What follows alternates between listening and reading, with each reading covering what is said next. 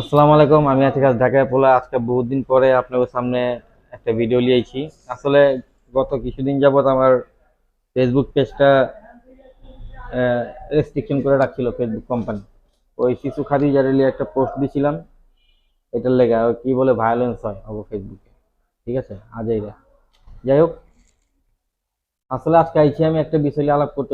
ওইটাছে গিয়ে আপনার ইমোশনাল ইন্টেলিজেন্সি একটা ওয়ার্ড। এই ওয়ার্ডটা এখন অনেক বেশি শুনতেছি আমরা।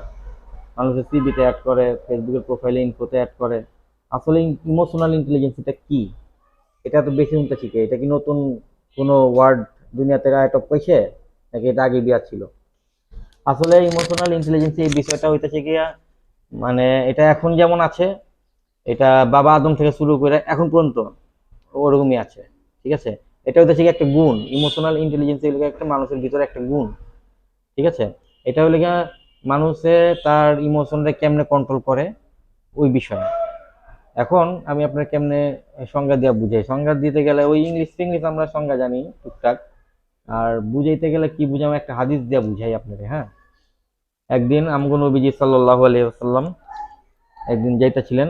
তো এক লোক খুব বিলাপ করতেছিল, বিলাপ করতেছিল, কান্দাকাটি করতেছিল। তো আমগো নবীজি সাল্লাল্লাহু আলাইহি ওয়াসাল্লাম ওনার কাছে গেছেন আর গিয়া কইতেছেন যে, কি হয়েছে ভাই, তুমি কান্দাছো কেন? তো ওনার ছেলে মারা গেছে, ওনার সন্তান মারা গেছে। তো ওনার সন্তান মারা গেছে, ওনার আর কি সান্ত্বনা দিব? নবীজি তো সান্ত্বনা বুঝাইতে চাইছেন। তো ওই লোক কয়া বুঝছে, আপনি কি বুঝবেন সন্তান হারানোর বেদনা? তো এটা শোনার পর নবীজিও ওনারে কিছু কয় নাই। উনি নবীজি আস্তে করে আয়া পড়ছেন। তখন কিন্তু নবীজির অলরেডি কয়েকটা সন্তান মারা গেছেন এতদিনে। ঠিক আছে, নবীজি কিন্তু খুব ভালো মতো বুঝেন আসলে যে সন্তান হারানোর বেদনাটা কি। কিন্তু ওই সময় নবীজি ওই ব্যক্তির কিছু কর নাই। কারণ ওই ব্যক্তির ওই সময় কইতে পারতেন, ইয়ারি তো আমি বুঝি না, মানে আমারও তো সন্তান মারা গেছে, আমি বুঝি না, আমার এই বিষয়টাকে, তোমার এই বিষয়টাকে আমি বুঝুম না। এই যে নবীজি উনার ইমোশনটা বুঝতে পারছে, এবং নবী যদি ওই সময় আরো দুই চারটা কথা কইতো, আমি বুঝি এই তখন ওই লোকটা আরো কষ্ট পাইতো। ওনার হালের ছাইরা নবীজি আস্তে করে পড়ছেন। তখন সাহাবীরা জিজ্ঞেস করছেন, হুজুর কি আসবে? তখন আসলে যাই হোক, পরের ঘটনা পরে।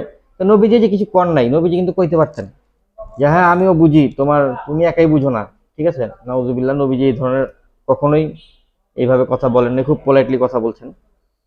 ঠিক আছে, তো এটাই হচ্ছে গিয়া ইমোশনাল ইন্টেলিজেন্সি, যে ওই সময় ওই পরিস্থিতিটা নবীজি বুঝছেন, বুঝা যে পদক্ষেপটা নেওয়ার ওইটাই নিছেন।